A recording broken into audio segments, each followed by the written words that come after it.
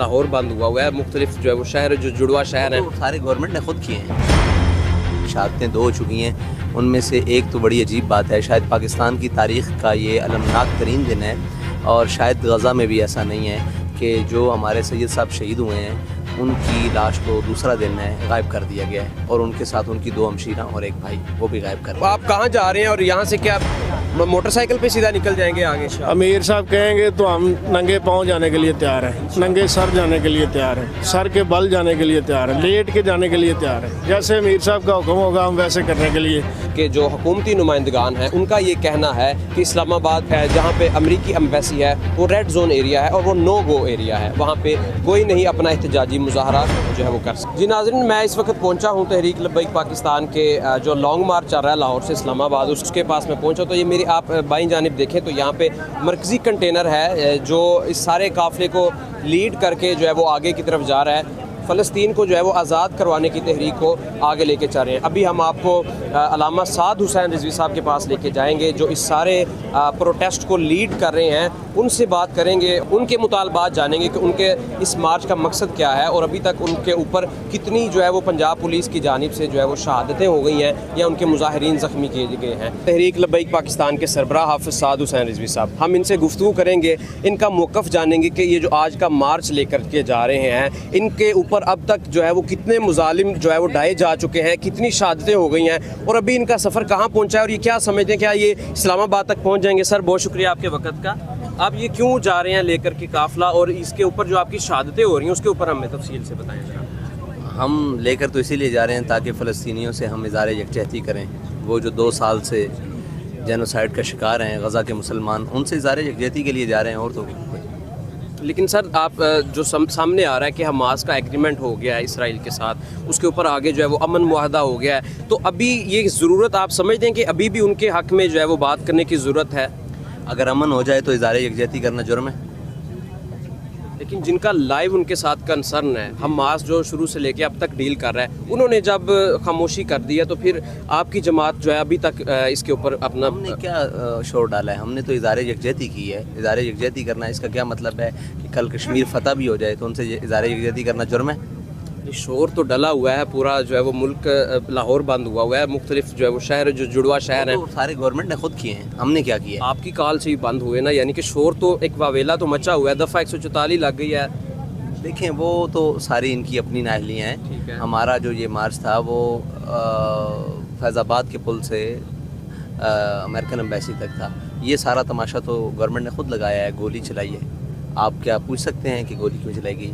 मैं यही पूछने के लिए हाजिर हुआ हूँ कि कितनी आपकी शहादतें हो गई हैं। पूछें कि उन्होंने गोली क्यों चलाई। हमारी शहादतें 2 हो चुकी हैं, उनमें से एक तो बड़ी अजीब बात है, शायद पाकिस्तान की तारीख़ का ये अलमनाक तरीन दिन है और शायद गज़ा में भी ऐसा नहीं है कि जो हमारे सैयद साहब शहीद हुए हैं उनकी लाश को दूसरा दिन है गायब कर दिया गया है और उनके साथ उनकी 2 हमशीरा और एक भाई वो भी गायब कर दिए गए। हो सकता है वो गवर्नमेंट की ताबीर में उसको जनाब रेस्क्यू 1122 की गाड़ी समेत कचहरी से अगवा कर लिया गया है। गवर्नमेंट के पास ही हैं, वो कल मीडिया पर आके देंगे जी ऐसे हो गया वैसे हो गया, वो तो सारा आप ठीक है। और जो ज़ख्मियों की तादाद है उसके ऊपर भी हमें बता दें। तकरीबन वो 15-16 ज़ख्मी हैं और अब जो सुबह से लेकर अभी तक जो तमाशा हुआ है उसकी अंदाज़न तो आप कर लें कि तकरीबन इस वक्त 35 से 40 ज़ख्मी हैं। तो आप समझते हैं कि आप इस्लामाबाद तक पहुंच जाएंगे अपना ये सारा कारवां किसी पत्थर से नहीं है, वो ज़ख्मी बुलेट से हैं। उनकी हालत तशवीशनाक है या बहुत सारे तशवीशनाक, क्योंकि हमने देखा है ज़ख्मों को लगे हुए हैं और वो फिर भी साथ चल रहे हैं, तो इसी तरह आप इस्लामाबाद तक पहुँचेंगे?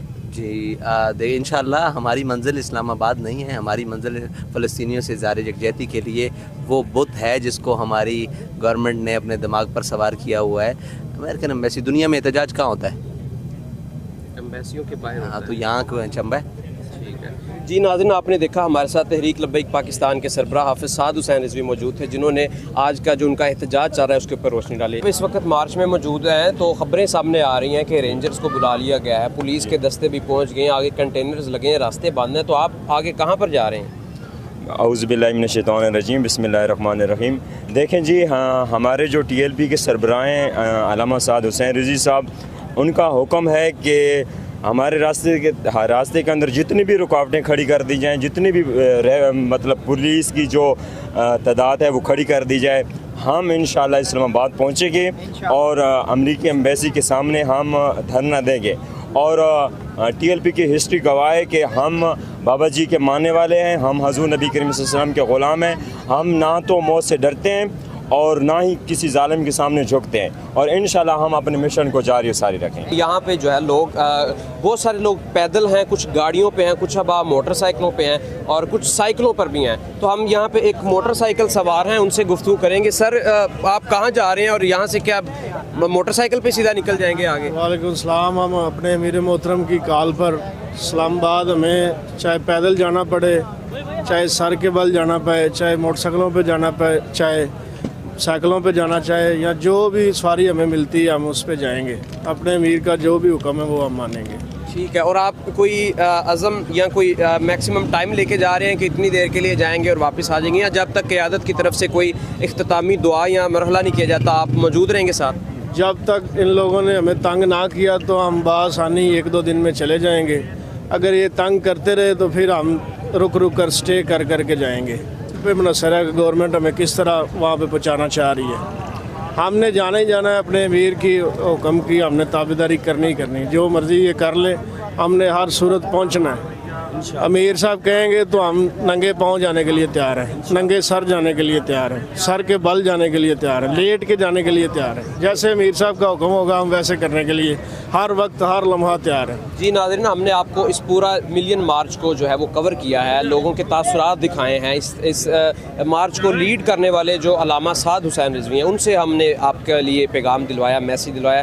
اسی کے ساتھ ہمیں اجازت دیں۔ جی ناظرین، تو ہم نے آپ کو احوال بتائے تحریک لبیک پاکستان کے جو یہاں پہ دھرنا چل رہا ہے اس کے، جبکہ دوسری طرف اگر بات کریں پنجاب حکومت کی تو ان کی طرف سے یہ کہنا ہے کہ مظاہرین نے کسی بھی طرح اجازت نامہ نہیں حاصل کیا، کسی بھی محکمے سرکاری محکمے کی طرف سے ان کو اجازت نہیں دی گئی، اس لیے ان کو احتجاج کرنے کے لیے جو ہے وہ رستے میں رکاوٹیں ڈالی جا رہی ہیں۔ اس کے علاوہ مزید یہ کہ جو حکومتی نمائندگان ہیں ان کا یہ کہنا ہے کہ اسلام آباد جہاں پہ امریکی ایمبیسی ہے وہ ریڈ زون ایریا ہے اور وہ نو گو ایریا ہے، وہاں پہ کوئی نہیں اپنا احتجاجی مظاہرہ جو ہے وہ کر سکتا۔ اسی کے ساتھ ہمیں اجازت دیں۔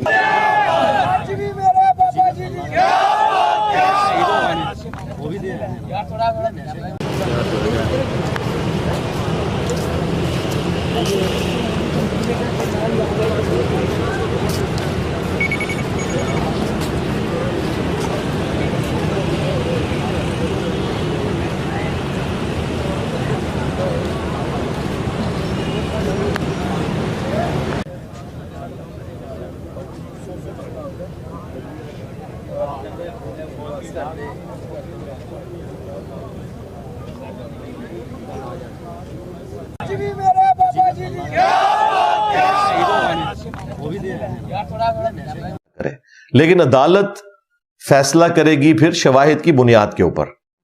وہاں اس کو رائٹ ہونا چاہیے کہ وہ اپنا مقدمہ لڑے۔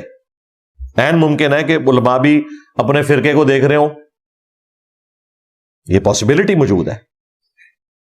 جوڈیشری کا کام یہ ہے کہ تمام اہل علم کو بلا کر، جو سٹیک ہولڈر ہیں، دلائل اکٹھے کر کے اس کے بعد جج کا کام ہے کہ فیصلہ کرے۔ یہ مولوی کا کام نہیں ہے کہ توہین رسالت کو وہ ڈیفائن کرے گا، کیونکہ بریلویوں کے جو مفتیاں ہیں وہ دیوبند اور اہل حدیث کے نزدیک مشرک ہیں،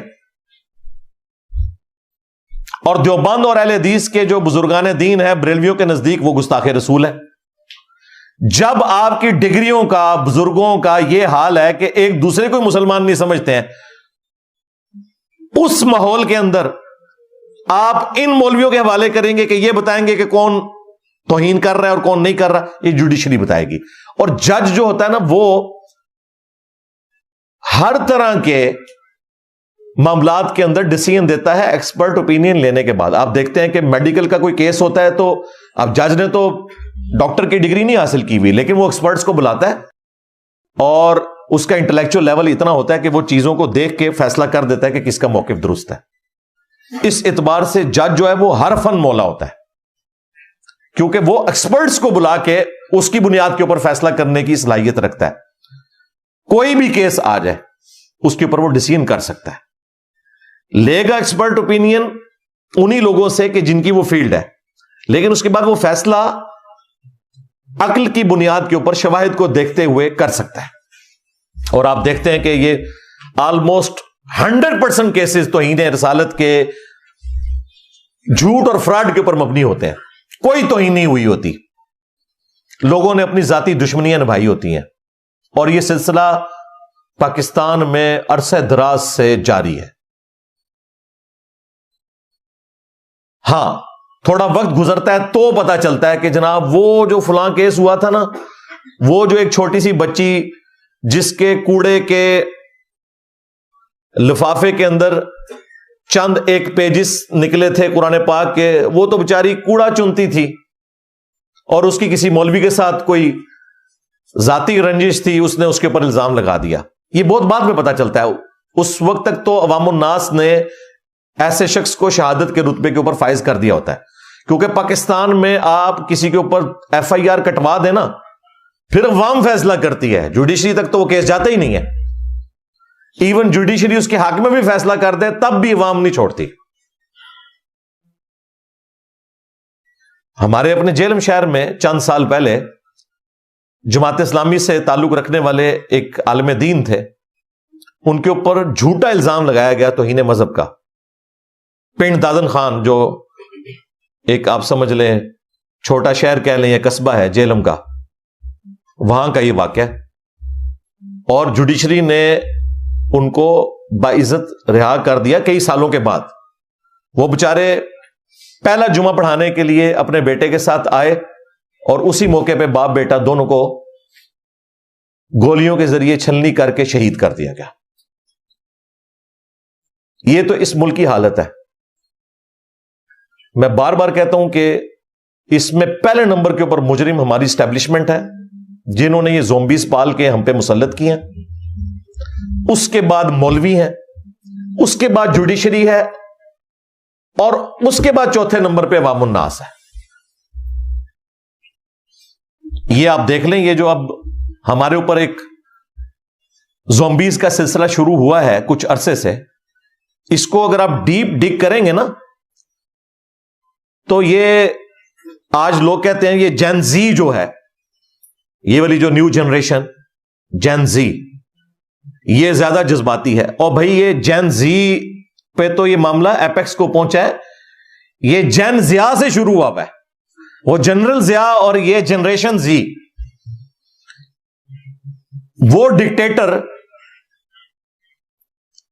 जिसने पाकिस्तान में सऊदी अरब की प्रॉक्सी वार लड़ी, यहां पे दहशतगर्द तंजीमें देवबंद की बनाई गई, स्पाई साहबा और दूसरी, वही बाद में लश्कर जंगवी बन गई। और ये सब कुछ हुआ हमारे उस सबसे बड़े रियासती इदारे की सरकर्दगी में, ऑफिशियली। हथौड़ा ग्रुप भी उस वक्त आया था, रातों रात लोगों को कत्ल करके चले जाते थे सिर्फ एक दहशत फैलाने के लिए। उस वक्त टॉयलेट्स में नारे लिखे गए शिया काफिर। आज भी पाकिस्तान में सैकड़ों नहीं हजारों मसाजिद ऐसी हैं जिनके टॉयलेट्स में शिया काफिर लिखा हुआ है, हालांकि इनको शर्म नहीं आई कि शिया कुरान का लफ्ज है, इवन काफिर भी कुरान का लफ्ज है। व इन्ना मिन शियातिही ला इब्राहीम,